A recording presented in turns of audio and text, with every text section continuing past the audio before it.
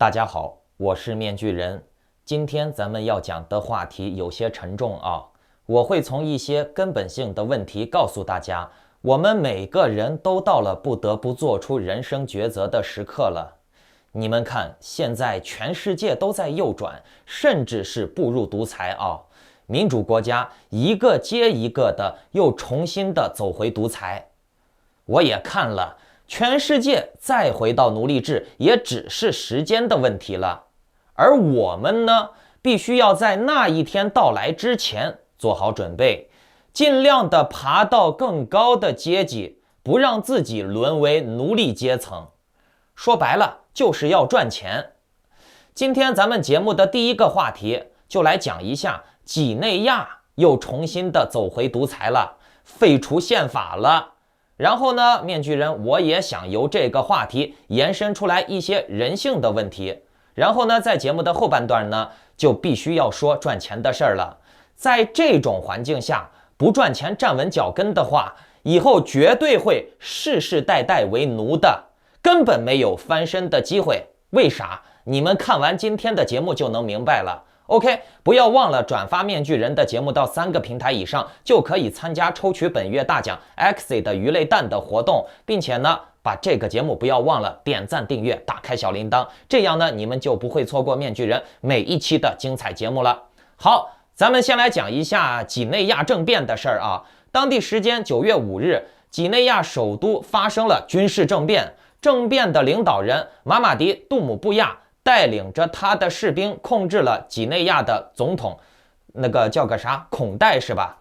然后呢，就在该国电视发表讲话，宣布军政府要废除宪法，解散现任政府，关闭陆地边界。同时呢，军政府承诺将启动全国协商，以实现包容性的和平过渡。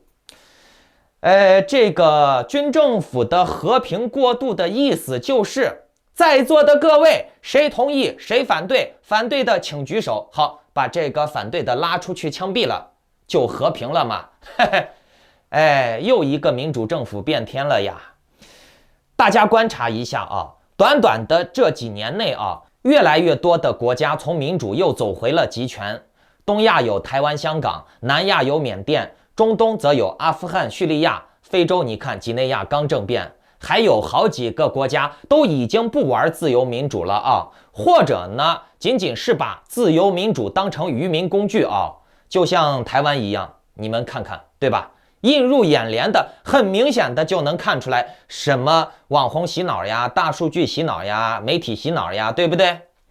其实人类社会发展到现在呀，除了科技进步之外，人的思想境界并没有提升太多。这世界上大部分的人，尤其是咱们东亚人啊，崇拜强权特权，尤其是中国人啊，他赚钱的最大原动力，并不是说要过上好日子，买点好吃的好玩的。中国人赚钱就是为了显摆给别人看，而且是要通过炫富让别人难受眼红，自己才能得到快感。你去问10个中国人为啥他要赚钱啊，至少有1半以上的人会给你这样的答案。我要赚钱出人头地，扬眉吐气，或者是赚更多的钱把别人比下去。西方人在这一点上能好一些，相对来说比较独立，没有那么的巨婴。他们赚钱并不一定是为了给别人看，并不一定是为了把别人踩在脚下。而中国人很喜欢用钱去把人比下去，中国人很喜欢他花钱的时候有别人在看着他花钱的感觉。虽然说西方人在这方面能好一点点，不过呢，现在全球化了以后，中国这种有钱的中国人土豪到全世界买撒币，中国人的这种有钱特权炫富也在逐渐地影响着全世界。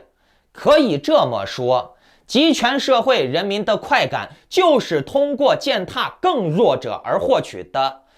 全世界都开始有这种倾向了。所谓的中国模式皇民思想，无外乎就是一个踩一个，强的踩弱的，弱的踩更弱的，而掌握枪杆子的皇帝就可以踩所有人。这样呢就可以形成一个牢固稳定的从上而下一直踩下去的皇民社会。在这个社会中的每个人都在从更弱者的身上获取存在感，获取快感。而弱者本身呢，也因为愚民教育、思维受限等等问题，无法自拔，无法翻身。你们看嘛，在中国，你要是说你帮了多少人，没人会觉得你牛逼。可是呢，你要是说你管了多少人，都说你牛逼。帮人的是傻逼，管人的才是牛逼。从心理学上来讲，看到别人受苦带来的刺激和快感是大于看到别人享福的，甚至呢，有些人看见别人享福，自己反而会痛苦、嫉妒。这就是为啥你看很多能让你觉得好笑的场面，都是建立在各种出丑，甚至是摔跤、受伤、讽刺的画面中。现代人类呢，经过道德教育、普世价值观纠正之后呢，可以把恶念兽性给压抑起来。可是呢，这种根儿上就带的兽性、人性本恶是可以被诱发的。各国的政府的军事实力也越来越强，我相信这个是在座各位不能否认的吧。老百姓现在就算有枪也没毛用，你就算有枪，你也是干不过导弹、飞机、坦克的，对不对？而且你们再看一下，社会规则、教育材料、大数据洗脑，都是权贵富人们掌握着的。他们是不可能放下权力、放下财富，而去让你致富，让你把它取而代之的，对不对？民主社会下的人也可以很听话，你信不信？甚至可以更听话，你信不信？他们也可以忠君护主，为君赴死，你信不信？不信，你可以看看现在的各种网红媒体洗脑下的所谓的那些什么绿区呀、小粉红呀，对不对？其实这些人存活着就是为了满足当权者。当权者谁都想千秋万代，掌握所有的资源特权，又努力给自己舔屁眼，对吧？你是掌权者，你也想要这种感觉。更何况科技给了权贵们一把杀人于无形的刀，只要你掌握了媒体、教育、大数据，你就可以制造一批又一批的没有灵魂的人。就像小粉红、绿区这些人，他们甚至都不算人，充其量就是机械人。他们的大脑完全是固定形式的指令编码而成的。不信你们可以去试验一下啊！他们这些人千人一面，对特定的指令会有一模一样的特定反应。他们的大脑完全就是二进制的固定编程。人和机械的区别就是人有不可测性、善变，而现在的这些小孩、小粉红、小绿区都是机械脑。他们是从小就被短视频、大数据、新闻、明星、意识形态、教科书、老师、工作全方位的洗脑奴化而成的。这些人是没有灵魂的，他们的人生观、他们的行为模式都是被统治者编码而成的。他们做什么事情是没有原动力的，他们做的任何事情并非是他们自己想做的。他们未必自己知道自己在干嘛，自己想干嘛，自己需要什么。他们做的任何行为都是当权者给他大脑里面灌输的指令。比如说小粉红，你给他说中国不好，他就会立刻反应，激活保护指令，告诉你你是辱华分子，你是反共分子，你不爱国。同样的，这种思维模型在台湾的那些什么绿区身上也是一模一样的，知道不？完全无法接受这个更新鲜的东西。为啥？是因为他的大脑里面被设了防火墙了，是因为他的 CPU 已经被降频了。听懂了没？在这种体制下，在这种现实残酷之下，你看不清这个游戏规则，你就任由这个世界、这个社会去改造你。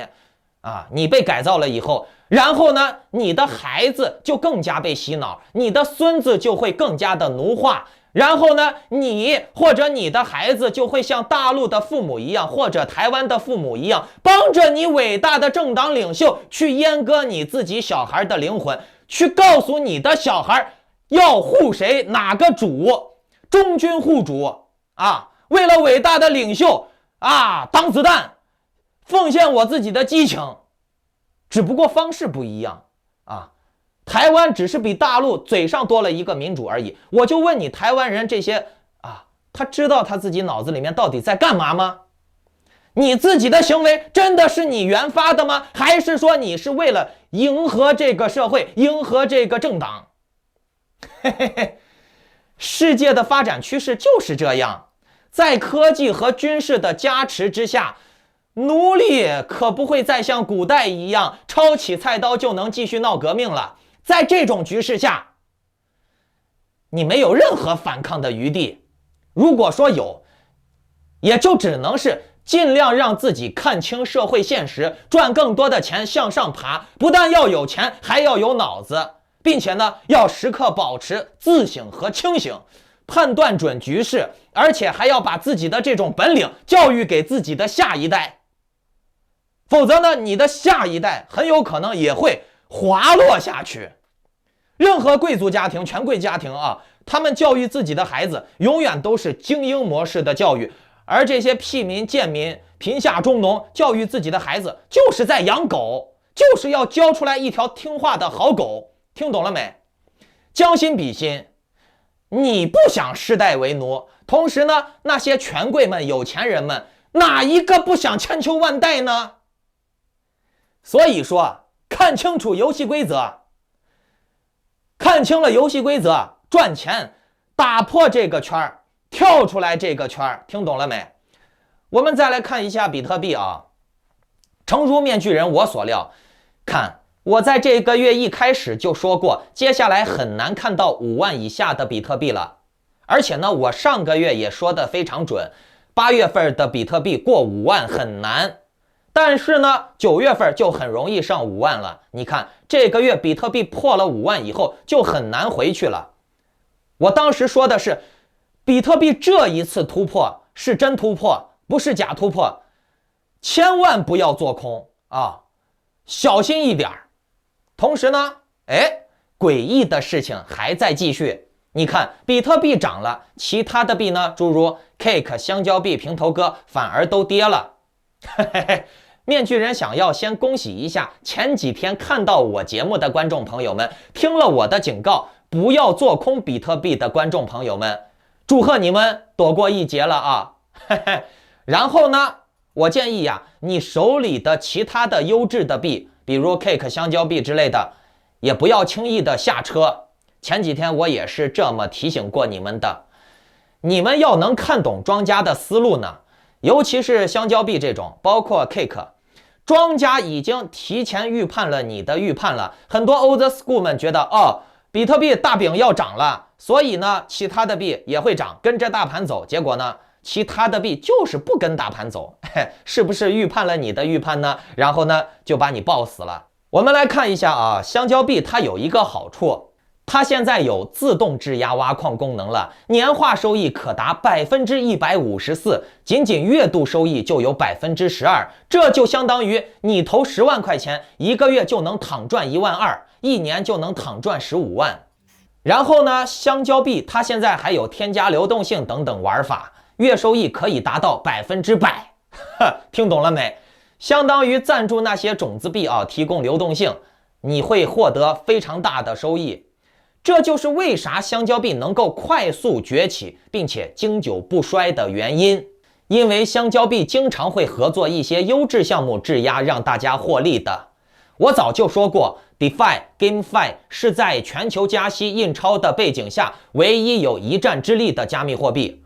而且香蕉币这种月收益能够达到12%的老牌币，只要它的跌幅不超过24%，甚至36%，你都不用慌，因为只需要2个月、3个月，它的质押收益就完全可以对冲你的跌幅了，对吧？而且在这个期间，万一它涨回来了呢？万一它涨得更高了呢？你不就赚了吗？对不对？而且你赚的是非常多的。香蕉币这2天有一定的下调现在是4左右，昨天跌到了3.7。面具人我在这个点位就判断得很准，我提前就给我的会员们警告了，给他们吃了一针定心丸。我说你们在这个点位就可以进场了，这是你们上车的机会，不上就晚了。然后呢，你看，哎，香蕉币立刻就回弹到了4.1，对吧？哎，面具人，我想说啊，作弊啊，切忌频繁操作。